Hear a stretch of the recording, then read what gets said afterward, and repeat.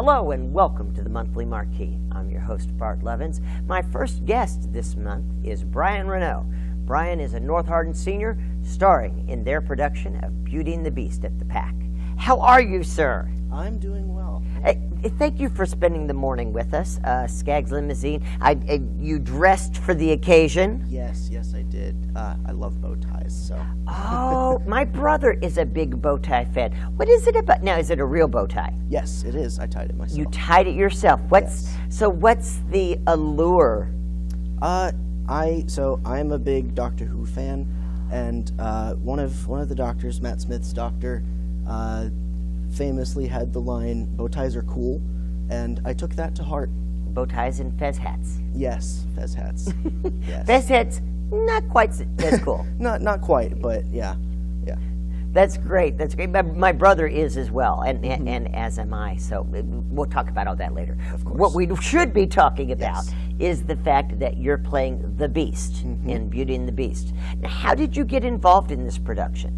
Well, I moved here this summer, and I decided I would join choir, and to my surprise, it was a show choir, not like the normal, just let's do a choir concert thing.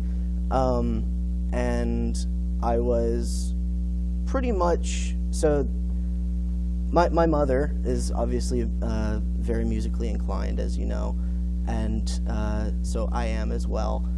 And I was told that I should audition for the Beast by both my mother and Miss Lucas, the choir teacher. And you knew it better than to say no, thank you. Yeah. I knew better than that, and it was, the audition was the first time I had sang in front of the rest of my class, and they were quite shocked. Yeah, because I hadn't spoken up much because I was the new kid. Yeah. And so when I hit that high note, they were like, whoa. Well, I think it's so funny, being a new student, coming into a high school as a senior. So that's a lot of pressure, man. Yeah, it was difficult at first, but the choir is really, it's a family, and it just welcomed me in with open arms. It was great. Very cool, very cool. I think it's one of the things that we do in the arts is we adopt others into our family very easily. Yes, it was very easy coming into it. What's been the most challenging aspect of the role for you? Expressing the emotion with body language. I feel like I'm never very good at that aspect. I can do voices very well. I love the songs. The singing comes easy. But it's really the acting that's the most difficult part for me. I think that's pretty true. It speaks to where you are in your experience at this point. That's you've been singing. Yes, that's one. Now we work on acting. Now as Beast, you don't have to dance a whole lot. Not too much. Well, you do have to waltz though. There's the ballroom scene. Yes. Yeah. You got to get that right. Yeah. We've been working on that for a little while. And in interesting sort of connection there, Miss Lucas is very open to our ideas and suggestions, and I found this ribbon that was like the perfect size and color for a bow tie. So I was like, can I wear a bow tie for the ballroom dance? She was like, yes. So do you tie it on stage and stuff? Yeah, in the preparations, I'm going to be tying it, and yeah. I love that. Yeah. I absolutely love that. Yeah, that is great. I can't wait. And what's your favorite part of the show right now? Oh, my favorite part. It's got to be my song at the end of Act 1. It's just a beautiful song. I love it so much. It's sort of difficult though, because a lot of the lines are very similar. There's a lot of time changes, but it's great. I love it a lot, and yeah. And for anyone who hasn't seen the stage production, it is based upon the cartoon. But this particular song is a new song that they added into. But its lyrics are to a tune that people will recognize from the cartoon. So it feels like it fits right in very smoothly. It's a very good connection there. Well, you're a senior, sir. What's next for you after this?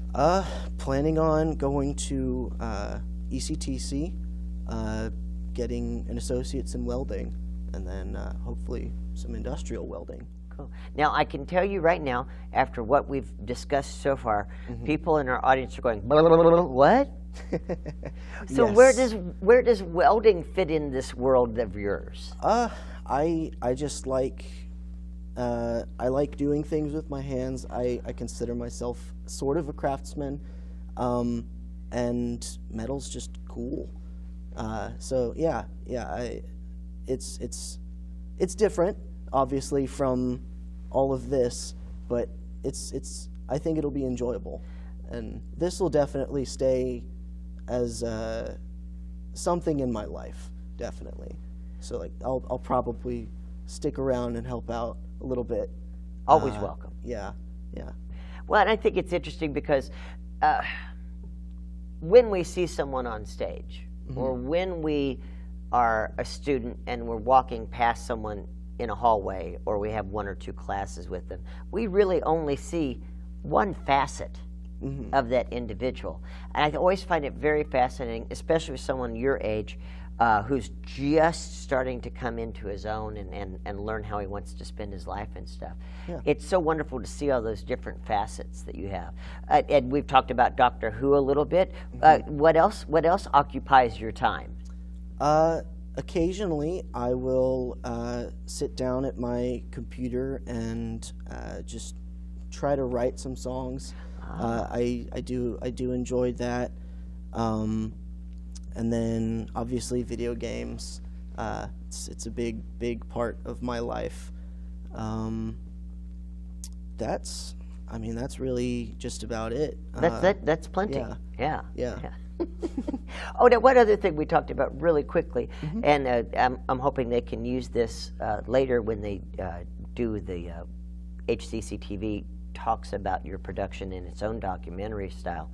There are a lot of special effects in the show. How are you guys, if you can tell me, I don't want to spoil anything, how are you handling the transformation into the beast at the beginning and the transformation out of the beast at the end? So I don't know much about the transformation into the beast, but the transformation from the beast, there's going to be some ribbons, a lot of lighting effects, and we're not sure, but we might try and get a fog machine. Oh, okay. Yeah.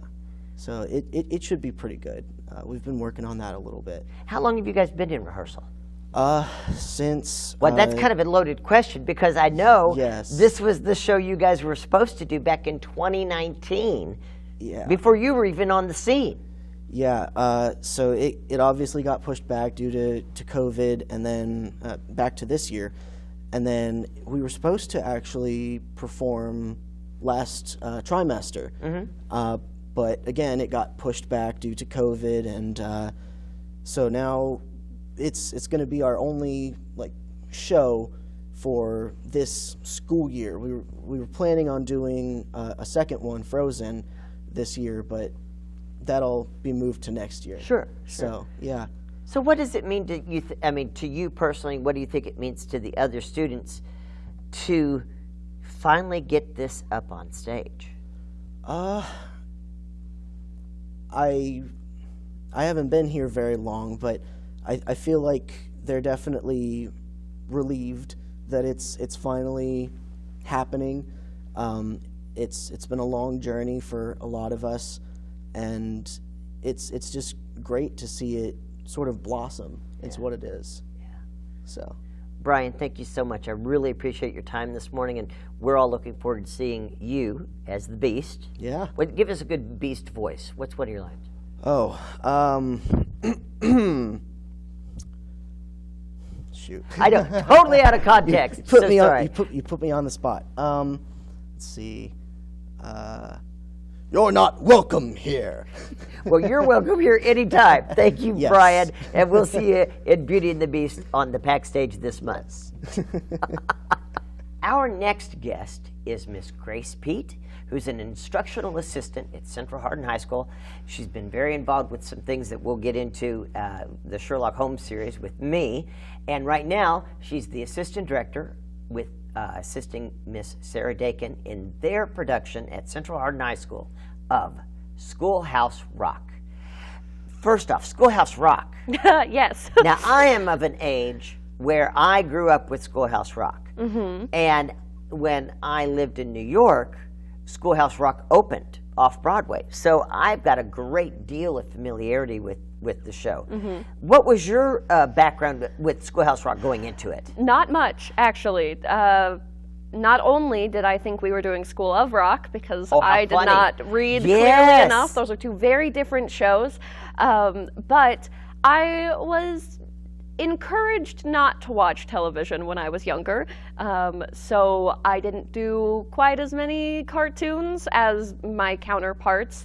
So where a lot of the other people that I know who are my age and a lot of the students I'm working with are very familiar and love these cartoons, it's the first time I'm hearing some of these songs. And they're not exactly the type of music I would listen to. So getting to familiarize myself with this music that I wouldn't generally have chosen to familiarize myself with through just the extreme enthusiasm and love that come from our students has been very nice, and I've grown to know more about the show, and I'm sure I will grow even more familiar as the next couple weeks come. Well, and the show is structured very lightly. There's very light beginning, middle, and end to the show because it's basically a jukebox musical. Correct. It is all of those songs loosely tied together, but it's really about the songs. Correct.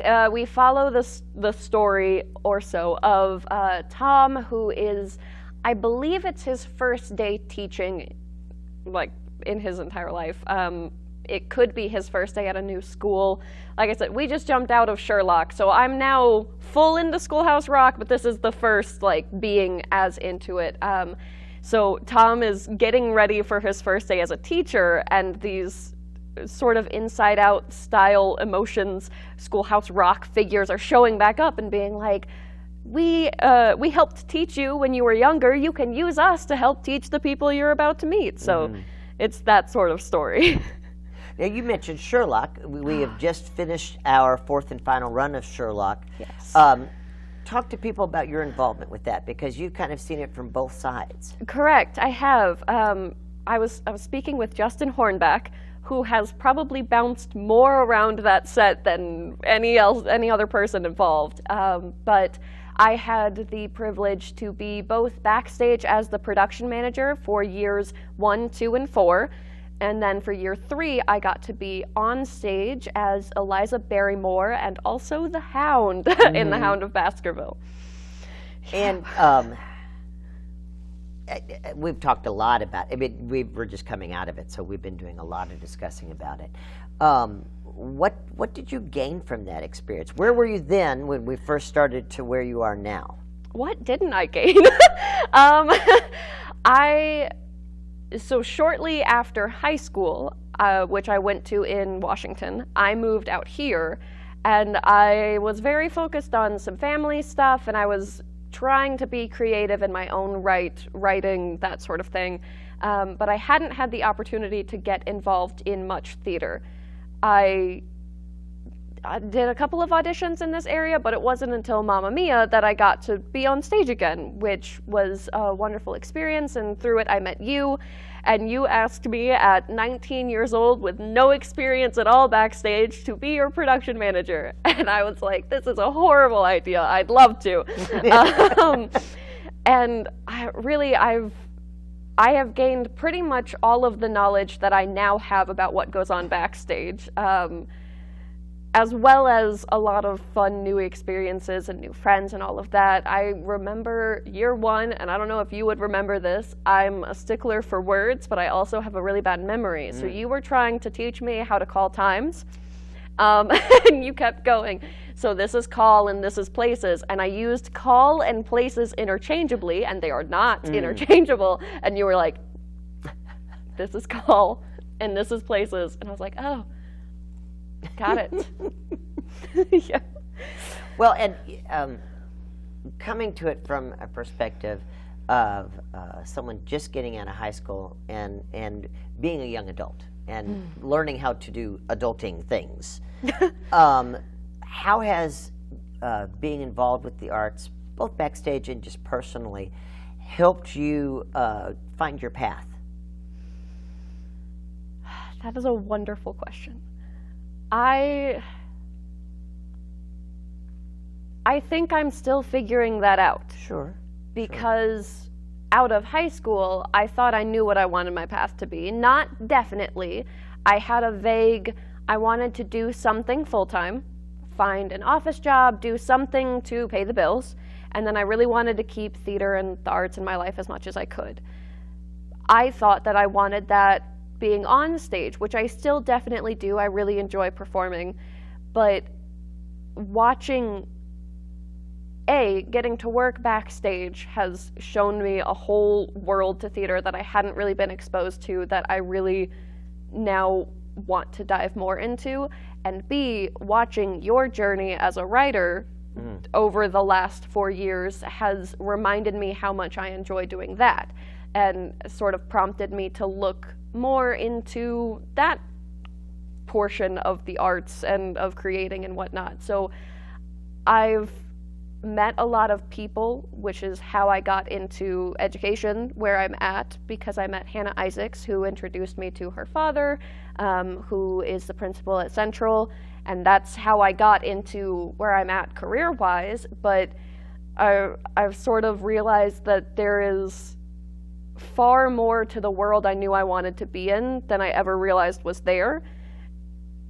So I don't know what my path is, but I see a couple new ones that I'm interested in exploring. That's really exciting. Yeah, I think so. Yeah. And I think that's, we were just talking to Brian from North Hardin, and, some of us graduate high school and we know exactly what we're doing and exactly how we're getting there.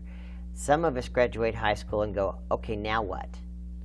And it's funny how those things kind of blend into each other after a while. And as opportunities present themselves, they can lead us in entirely different career paths than we might have thought we were going to go down. Absolutely. And I think it's really important, I think you would back me up on this, the support group that you have, when you, especially moving from Washington to here, you were in need of a support group. I was. I moved out here to spend some time with the family that I have out here, and I spent pretty much that first year just being with family. And then I knew that I wanted to get back into theater, and I didn't quite know how. My mom informed me of auditions for Mamma Mia, and that was sort of my first step there. And just that first show, I met so many new people. I'm not the most social outside of commitments, so it was interesting to find people who not only shared an interest with me, but were excessively willing to, hey, how are you doing? Let's talk. Not just about theater, let's be friends, let's get to know one another. What are your interests? How can I help you get to where you're going? Which is a phenomenal and wonderful way for a community to exist, I think Brian would say the same thing. I hope Brian, so. He's over, right? Just finding that group of people that you can share experiences with. Yeah. And I think that's any age. Any age we're looking for that. Yeah. So what is up next for you? You've got Schoolhouse Rock now. Yes. You'll be on the Pack stage soon. And then what's the next thing for you? Mostly auditions and mostly writing. Now, what are you writing? So many things. That's good. That's good. I am kind of on the other end of that. I've been writing so much lately and producing my own work that I'm very interested in producing work by real playwrights. You know, I'm really wanting to get into a Shakespeare or an Ibsen or something because I feel like I need the other side of my creative juices flowing a little bit better. Right. So what kind of things are you writing right now? So one of the things that I did when I first moved out here, I was like freshly 18 and I wanted to do something, so I wrote a musical. It's not a good musical, but I'm looking at it again and looking at maybe making something out of it that I would be a little happier to do something with. I compose a lot of music.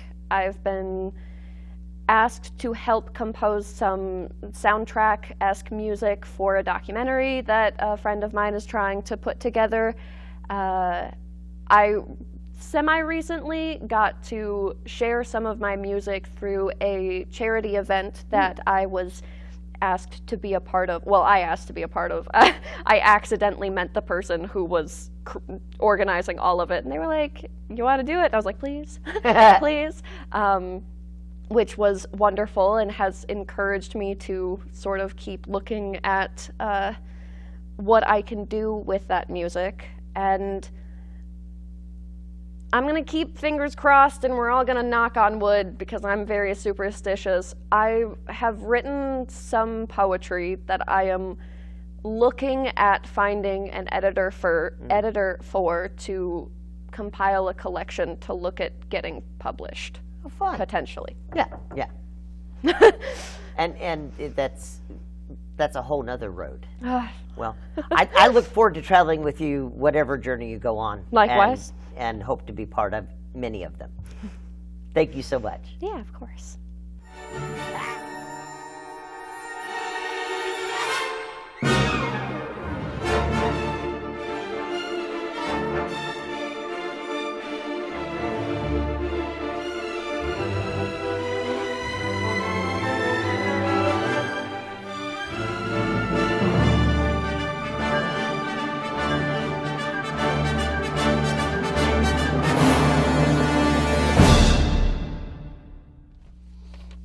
Next up, I want you to welcome Carrie Lewis, representing Hardin County Playhouse. Carrie, how are you today? I'm good. What in the world is going on over at the Playhouse? Just everything that we can get drummed up. I mean, everything that we can possibly do.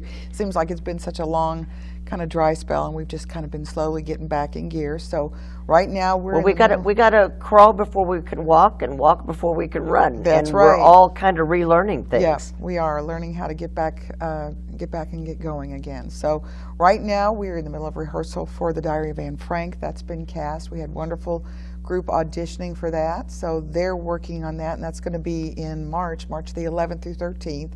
And the That's 17th. Soon. Oh my gosh, yeah, it's going to be soon. here before we know it. Mm-hmm. And that is a very, very powerful play. I'm hoping a lot of folks will come out and see it. A very relevant message for today and always. I hope it is always a relevant message. We need to be reminded of those things in our society. I think that, and you may not be the right person to ask, Carrie, and I apologize, but I think we all think we know that story.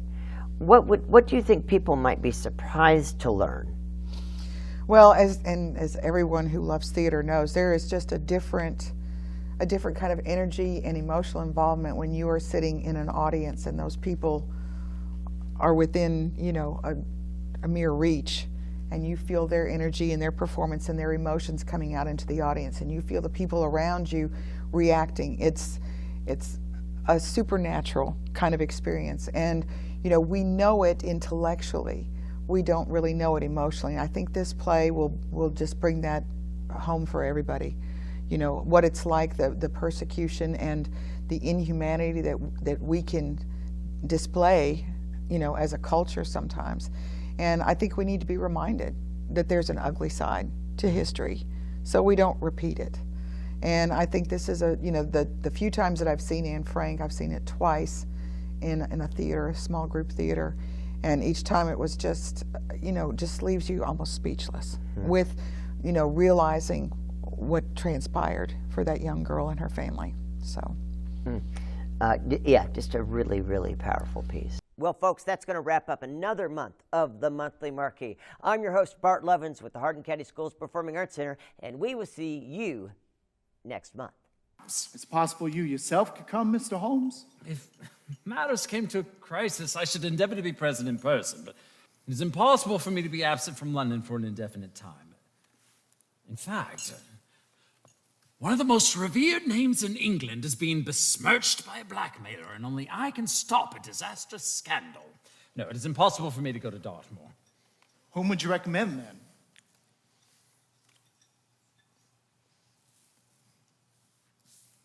Oh,